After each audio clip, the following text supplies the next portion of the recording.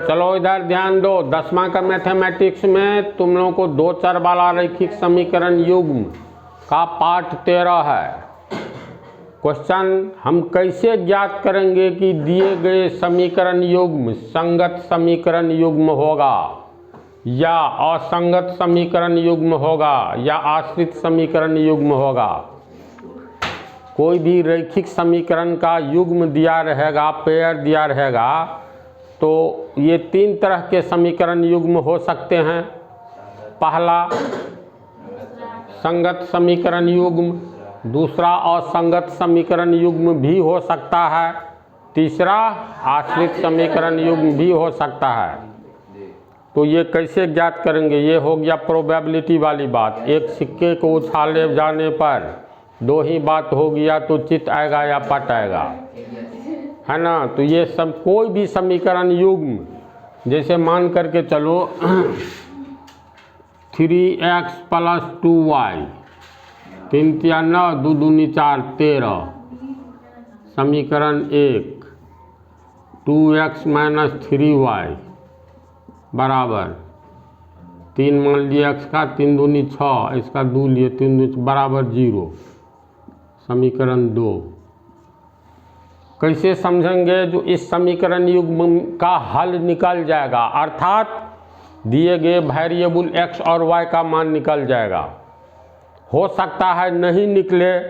अगर इस समीकरण युग्म में वेरिएबल का मान निकल गया, यानी समीकरण का हल प्राप्त हो गया, तो निश्चित तौर पर वह संगत समीकरण युग्म होगा।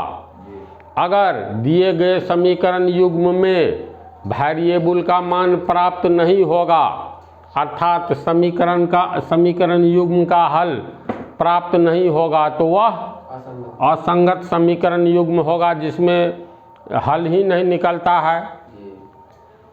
या ऐसा भी हो सकता है ये आश्रित समीकरण युग्म हो। तो कोई भी दिया गया समीकरण का युग्म, जोड़ा, पेयर, कैसे हम ज्ञात करेंगे कि यह तीनों में से कौन सा है? तो इसके लिए सिंपल सी बात है, पहले हम लोग इसकी चर्चा करें। संगत समीकरण युग्म की चर्चा करने जा रहे हैं। इसको हम लोग व्यापक रूप में लाएंगे। व्यापक रूप का अर्थ हुआ समीकरण 1 से 3x + 2y बराबर 13 है।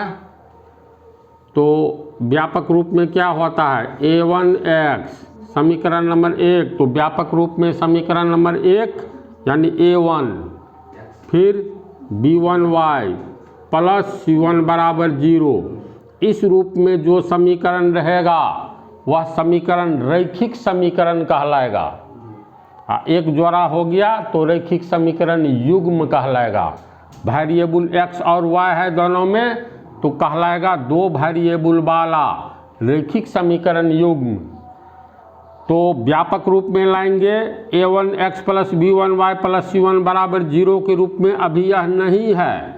क्यों नहीं है? व्यापक रूप में बराबर के आगे 0 होता है, यहाँ बराबर के आगे 13 है। इसका मतलब 13 को बराबर के पहले लाना होगा। तो इसको दूसरी पंक्ति में लिखेंगे 3x + 2y + 13 बराबर के पहले आएगा तो -13 बराबर 0। अब देखो आया व्यापक रूप में? तो नहीं आया। प्लस के जगह प्लस है, यहाँ प्लस के जगह माइनस है। तो एक चरण और लिखेंगे 3x + 2y यानी a1x + b1y + c1 बराबर 0। प्लस आ गया, यहाँ प्लस माइनस है तो प्लस कॉमन ले लेंगे। प्लस में किस चीज़ से गुना करेंगे तो माइनस होगा। तो कोष्ट माइनस से प्लस माइनस माइनस 13 बराबर 0।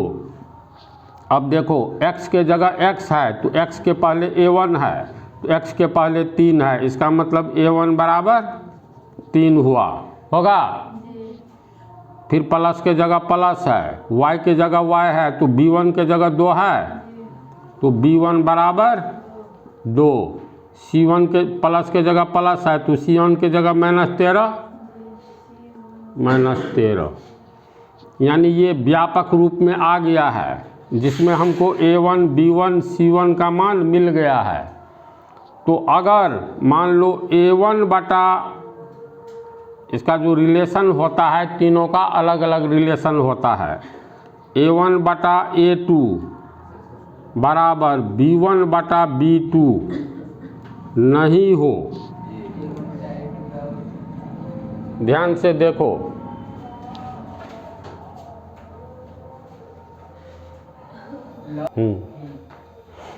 इसमें इतना ही याद रखना है, जिस समीकरण युग्म में ये A1 गुणांक है, ये चारों तो गुणांक है, A1 A2 B1 B2 है ना, A1 यहाँ 3 है, इसमें A2 का भी मान चाहिए।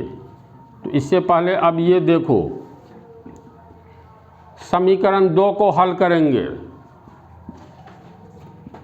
समीकरण 2 से 2x माइनस 3y बराबर 0।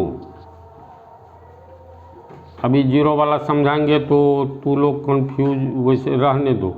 समीकरण 2 इतना है, तो इसको व्यापक रूप में लाएंगे। तो व्यापक रूप का अर्थ हो गया, ये समीकरण नंबर 2 है, तो A2x plus B2y plus C2 बराबर 0, इस रूप में लाना है। अभी तो नहीं है, बराबर के आगे शून्य है, यहाँ बराबर के आगे शून्य तो है, लेकिन यहाँ पर तुमको C2 नहीं ज्ञात है, तो इसको हम लोग लिख सकते हैं 2x, यहाँ देखो माइनस है, यहाँ प्लस है, तो क्या कॉमन लेंगे, प्लस लेंगे कॉमन, प्लस है तो प्लस कॉमन लेंगे, यहाँ माइनस है तो -3 होगा, ये y होगा, प्लस के जगह प्लस, बराबर के आगे 0 है ही। बोलो C2 के जगह क्या होना चाहिए, कुछ नहीं है तो 0 तो है, तो इसका अर्थ है यहाँ हम लोग अपने मन से 0 दे देंगे। जब मान लो A2x और B2y दिया रहे, C2 नहीं दिया रहे, तो +0 कर देना है, याद रहेगी बात। तो इसमें तुमको हो गया A2 बराबर 2 होगा, A2 बराबर 2, B2 बराबर -3 और C2 बराबर, इतनी बात को तू लोग समझा। अब इसमें जैसे हम लोगों को ये समीकरण, कौन सा समीकरण युग्म है, यह युग्म इन तीनों में से कौन सा युग्म है, तो शर्त है अगर A1 बटा A2 बराबर B1 बटा B2 नहीं हो, बराबर को काट दिया का अर्थ क्या हुआ, A1 बटा A2 is not equal to B1 बटा B2, अर्थात A1 बटा A2 B1 बटा B2 के बराबर नहीं होना चाहिए। अगर नहीं होगा तो दिया गया समीकरण युग्म संगत समीकरण युग्म होगा। अब ये है कि नहीं है, तो A1 बटा A2, A1 का मान है 3 है ना, और A2 का मान है 2, तो A1 बटा A2 बराबर हो गया, A1 का मान 3, A2 का मान 2, 3 बटा 2। अब B1 बटा B2 का मान निकालेंगे, तो B1 बटा B2, B1 बराबर 2, B2 बराबर -3।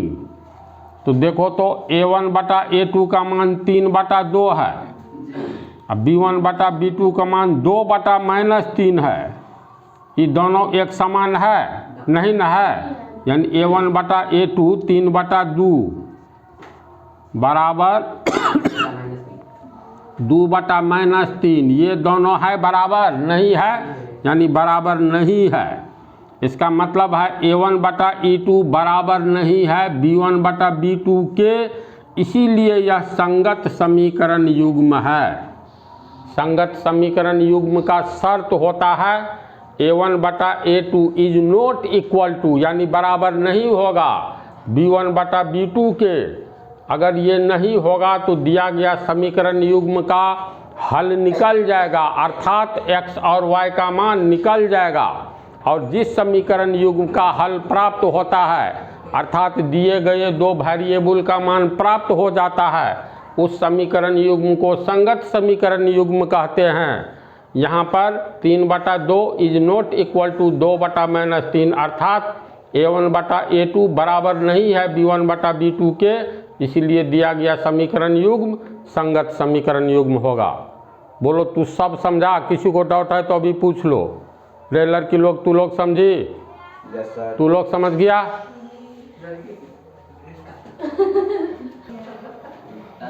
चलो देखो, जो समझाए हैं, जब दिए गए रैखिक समीकरण युग्म के गुणांकों में निम्नलिखित संबंध होगा तो यह युग्म संगत समीकरण युग्म होगा। संबंध होना चाहिए A1 बटा A2 is not equal to B1 बटा B2। इस उदाहरण समीकरण 1 और 2 कैसे समझेंगे? जो ये संगत समीकरण युग्म है तो इसको पहले व्यापक रूप में लाओ। पहला समीकरण x + 3y बराबर 8, 8 को पहले ले आए तो -8 बराबर 0। और इसमें ध्यान से देखो, A1x, A1 नहीं दिखलाई देता है, तो जो नहीं दिखलाई दे तो इसका मतलब 1 से गुना किया हुआ है। A1 बराबर यहाँ 1 छिपा है, B1 के जगह 3 है, C1 के जगह -8 है। दूसरे समीकरण में यहाँ तक समझना आसान है ना? A2 का मान 5, B2 का मान -1, C2 का मान -8। यहाँ A1 बटा A2 क्या होगा? क्योंकि A1 बटा A2 का वैल्यू पहले निकालेंगे। A1 1 है, A2 5 है, यानी 1 बटा 5। अब B1 B2, तो B1 कितना है? 3, अब B2 है -1, तो 3 बटा -1। अब 1 बटा 5 और 3 बटा -1 बराबर तो नहीं है, यानी 1 बटा 5 इज नॉट इक्वल टू 3 बटा -1। ये है A1 बटा A2, ये है B1 बटा B2, यानी A1 बटा A2 बराबर नहीं है B1 बटा B2 के। इसीलिए दिया गया समीकरण युग्म संगत समीकरण युग्म होगा।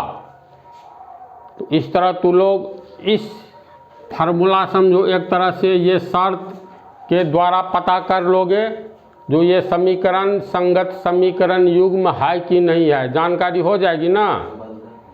तो अगले पार्ट में ये दोनों तुम लोग को बतलाएंगे।